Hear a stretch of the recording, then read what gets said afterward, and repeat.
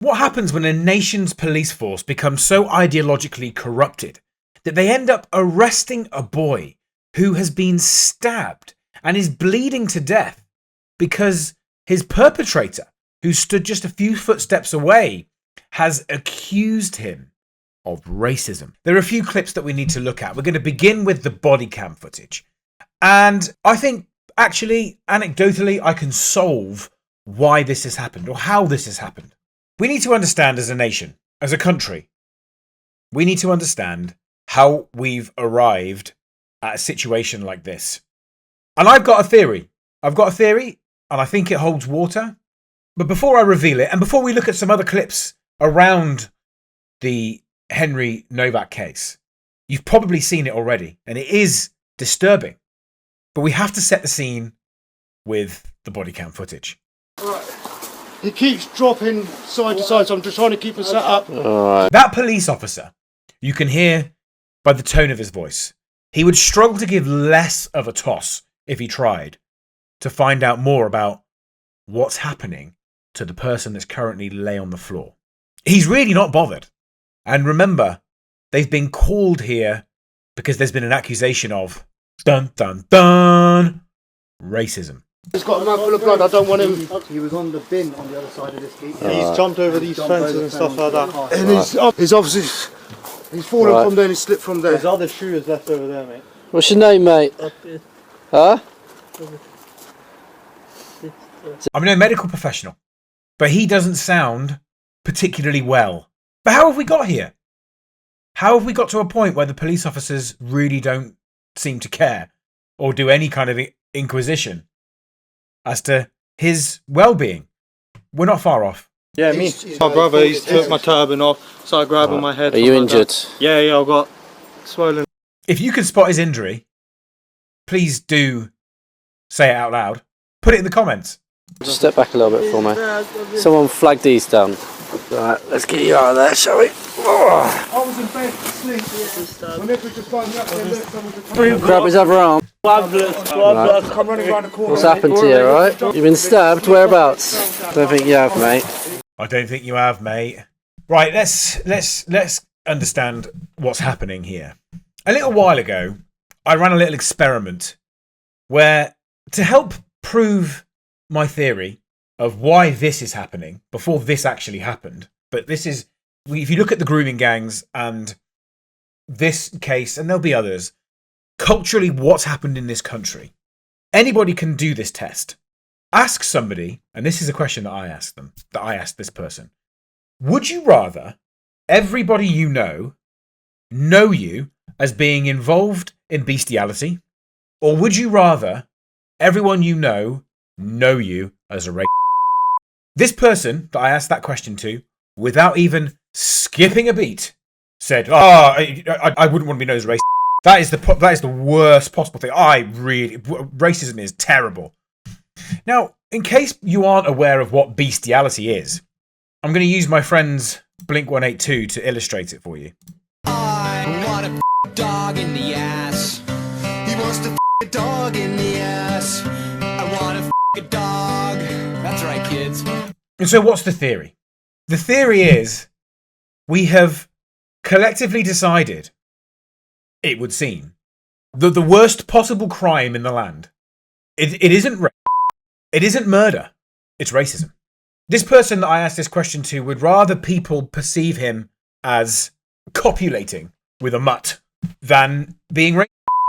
Now, is being racist right? No. Is pretty much everybody in the country not racist? Well, certainly, you can certainly say that the answer to that question is yes.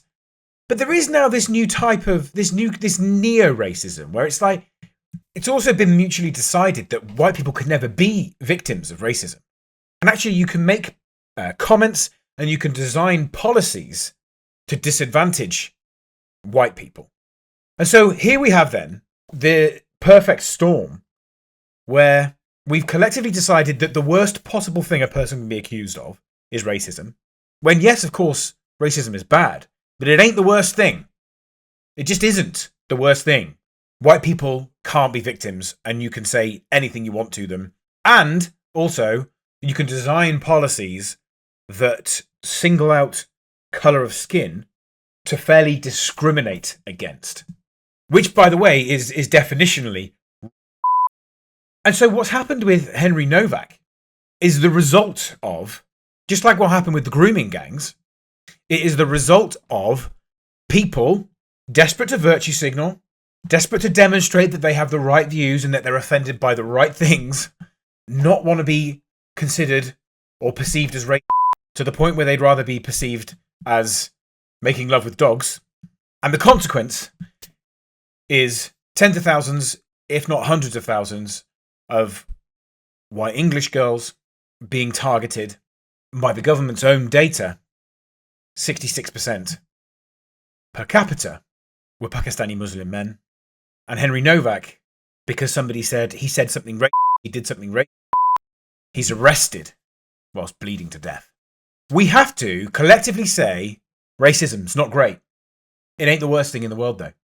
It certainly isn't worse, is it? Dan, would you agree? Do you think if you were to say to someone, what, you think racism's worse than murder? You think racism's worse than being a PDF file? You think racism's worse than... But perhaps you might say, how are the police supposed to know that this Vikram Digwa was a wrong'un?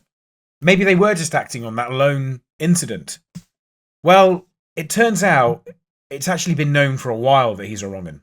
Weapons-obsessed Vikram Digwa brandished a gun in 2022. The footage was captured years before Digwa fatally stabbed Henry Nowak.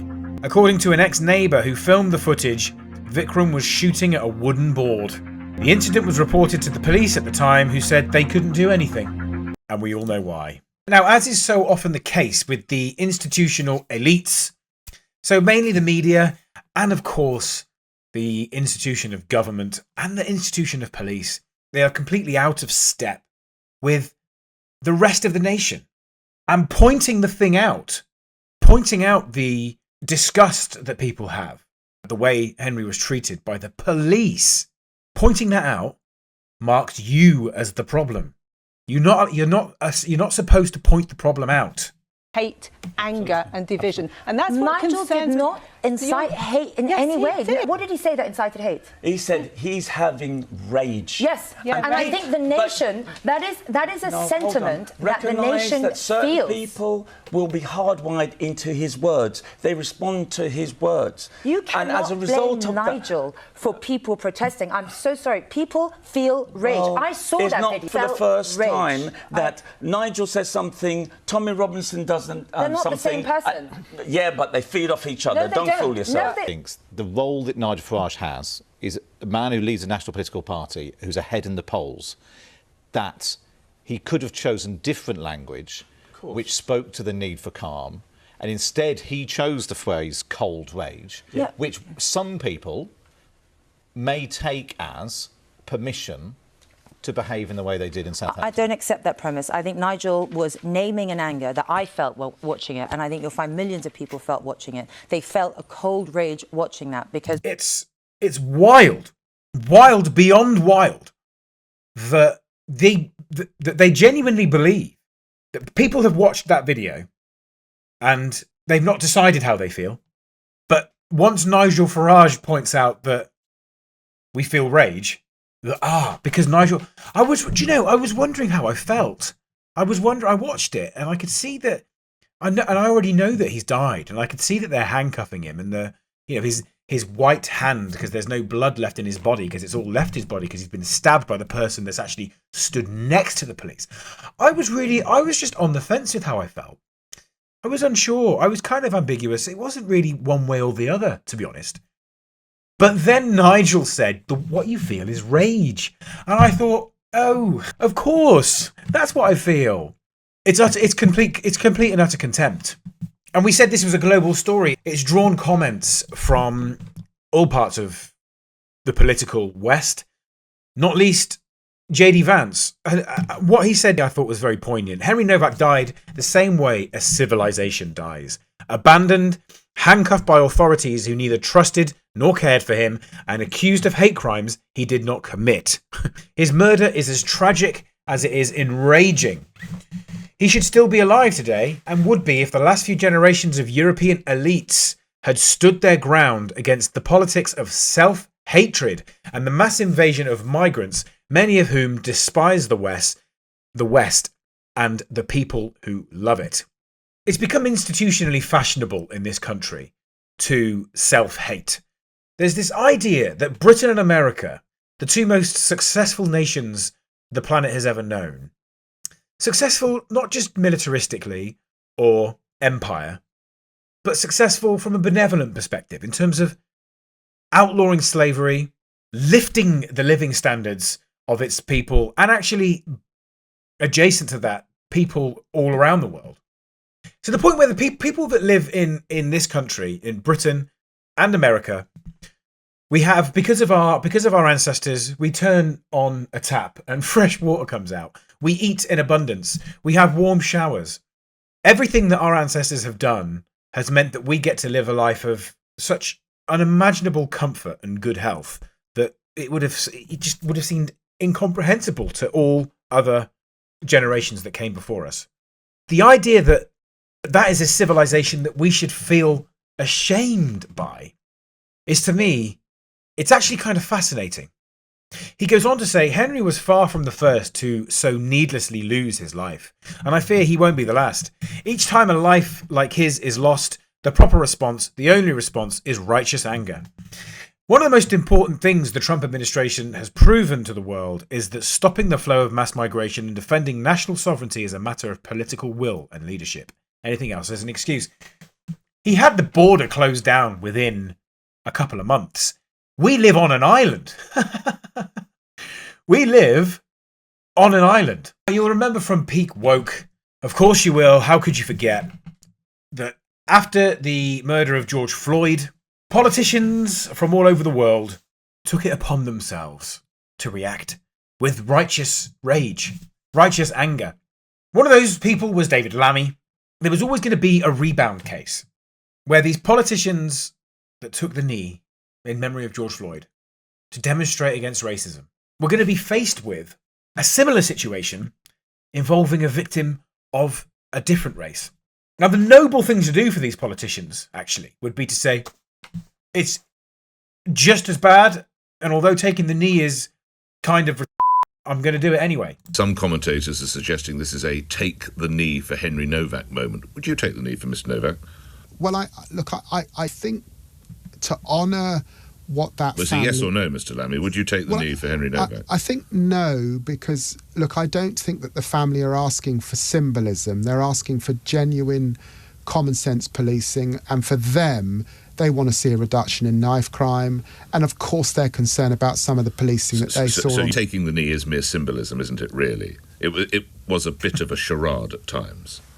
That was a moment back then when we were still in the pandemic. This is today. This is this particular incident in our country that's heartrending, and my heart goes out to this family, and my determination is to do all we can to reduce knife crime in this country.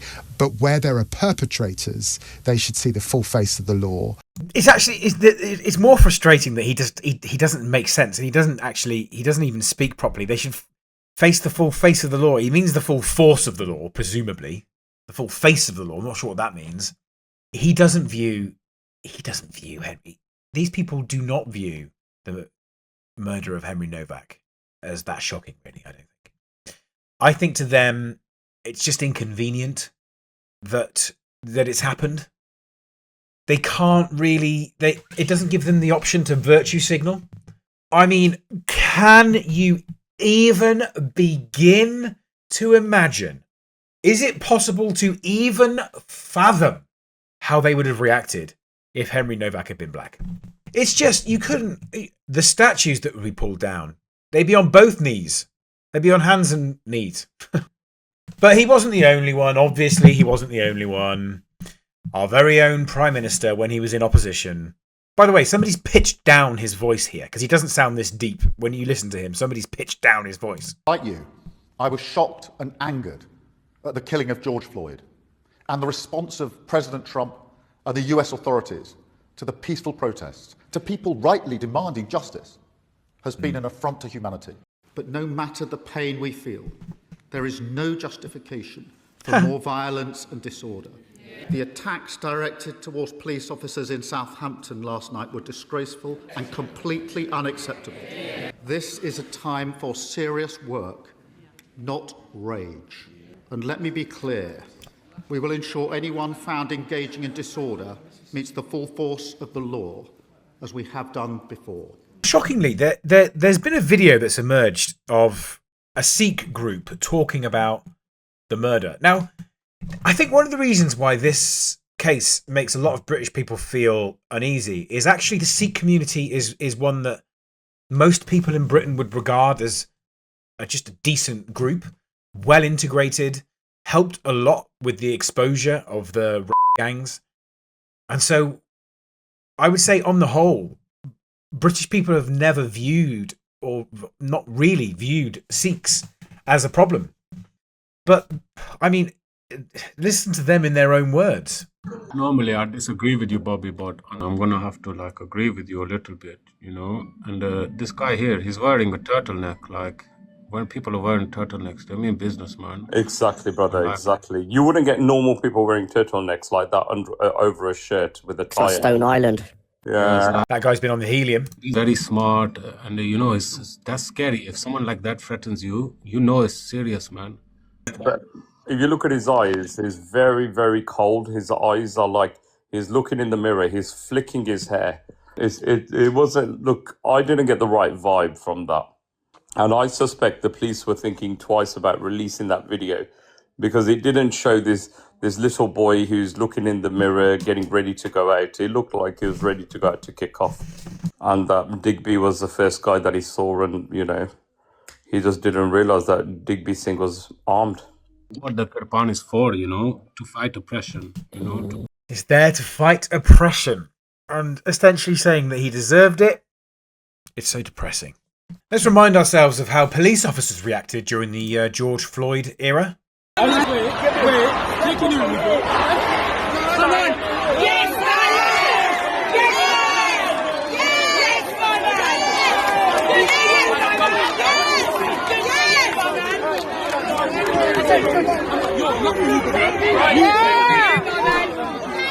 In fairness, the most sensible person in politics that I have seen speak about this is Kemi Badenoch.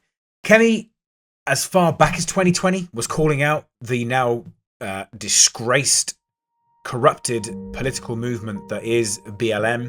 After all the money that's been embezzled and the fact that they wanted to defund the police and strip people of personal property, she had the foresight to see that the whole movement was not going to end well. And she's on camera saying that. And I think she's conducted herself very well here as well. I don't think that the police set out to carry out two-tier policing, but that's what many people are experiencing. And we need to take people's experiences seriously. I have a lot of respect for the police, but it's quite clear that something is not right. We only need to look at that devastating body cam footage of what happened to Henry, where an allegation of a racial slur was treated more seriously than a stabbing. And this goes across many areas. I have seen this in the treatment of Gypsy Romani travellers who get away with many things that other people don't get away with. Many people in rural communities think that there is two-tier policing there, even though the police don't want that to be the case. I've seen it in the treatment of pro-Palestinian protesters and Jewish protesters. But what I want to do is solve the problem. I believe that many of these issues come down to a lot of the guidance that's put out, whether by the College of Policing or even by the police forces themselves. Let's look at how we fix it. But if you don't accept that there is a problem, then we can't fix the problem. And that's my issue with what the acting chief constables have said. The problem is, racism was a thing in this country. But it isn't anymore. Our institutions are operating as though they're fighting an enemy that simply isn't there. And the policies, specifically around DEI, that are overcorrecting for a problem that no longer exists, is now showing its consequences.